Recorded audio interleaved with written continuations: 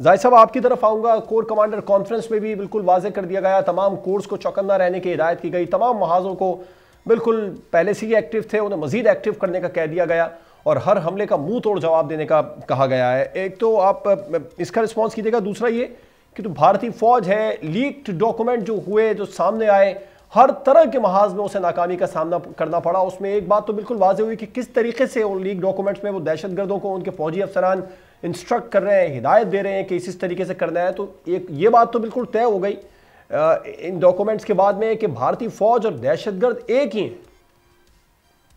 जी देखिए, बिस्मिल्लाहिर्रहमानिर्रहीम, हमें इस वक्त जो चैलेंज है जी, न सिर्फ हमें बल्कि पूरे वर्ल्ड को जो चैलेंज है वो इस हिंदुत्व की जो एप्लीकेशन सेफ्रोनाइज्ड भारत जो बना दिया है मिस्टर मोदी ने, आरएसएस के गमले में उगने वाले इस पौधे ने, तो उससे पूरे भारत को एक डीप स्टेट बना दिया जी। जितने भी एलिमेंट्स ऑफ पावर है, खासतौर पे उनकी मिलिट्री इंटेलिजेंस रॉ, अब ये लगता है कि ये अपने ऑर्डर्स डायरेक्टली जो है वो वहां से ले रही है मोदी साहब से, भारतीय जनता पार्टी से, जिसने सबसे ज्यादा जो अगर वो दुश्मनी किसी के साथ इस वक्त कर रहे हैं ना जवाद साहब, तो वो भारत की आवाम है। हमें भारत की आवाम से अफसोस करना चाहिए इस घड़ी पे, इस मुश्किल घड़ी पे, क्योंकि भारत की जो जिंदगी है, जो लाइव्स है एक आम भारतीय की, वो अब माने नहीं रखती। वो फॉर्डर के तौर पे यूज कर रहे हैं। जैसे अभी 26 लोग इन्होंने मारे हैं पुलवामा में, जैसे मारे गए 2000 में जैसे सिखों को मारा गया, और वो बिल क्लिंटन ने जो वो लिखा अल्ब्राइट की बुक में जो लिखा हुआ है कि अगर मैं इंडिया ना जाता तो शायद ये सिख आज जिंदा होते।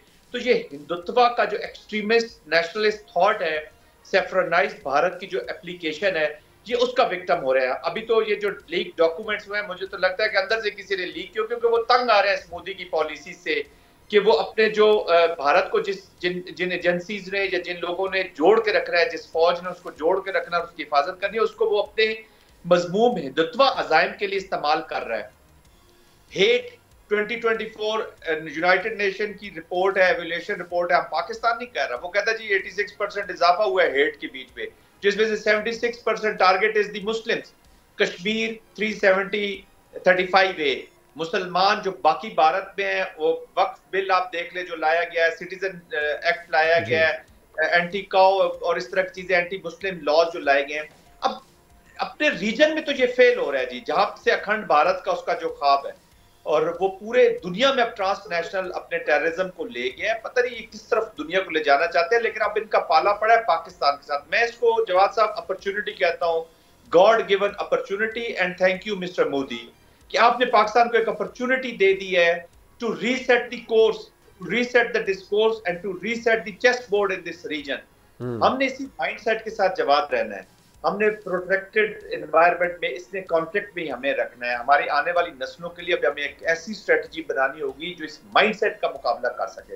इंडिया की मिलिट्री का मुकाबला करना, इंडिया की इज नो बिग इशू। वो मिलिट्री को भी यूज कर रहे हैं। अभी कमांडर को उन्होंने सैक किया है। अभी उजैबा साहब जैसे बता रहे थे राइट कि जी डिप्टी एयरफोर्स कमांडर को सैक किया है। भारत के अंदर सेम वॉइसेस तीसरे अफसर हैं ये फौजी, डीएस राणा जो है वो थर्ड है, एमवी कुमार भी थे, फिर उसके बाद में एक सिंह थे, फिर अब ये डीएस राणा है, जिन्हें वो पूरी उखाड़ पछाड़ चल रही है फौज के अंदर भारतीय।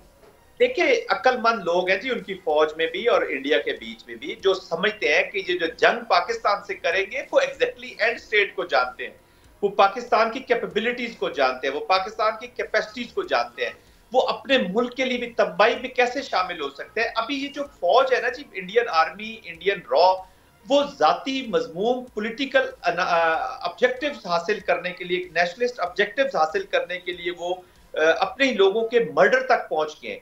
वो अपनी मिलिट्री को मरवा देते हैं, वो अपने मिलिट्री के लोगों को मरवाते हैं टू एस्टैब्लिश अ कासस बलाय for the conflict with Pakistan, और अपने टेररिज्म को छुपाने के लिए अपनी ये जो हिंदुत्व की सोच है उसको बढ़ावा देने के लिए वो मरवा देते हैं। तो वो अपनी सोसाइटी का दुश्मन हो गया जी। अब भारत को स्कूटनी करनी है। बिल्कुल, मोदी की जो पॉलिसियां हैं वो इंडिया को ही ज्यादा।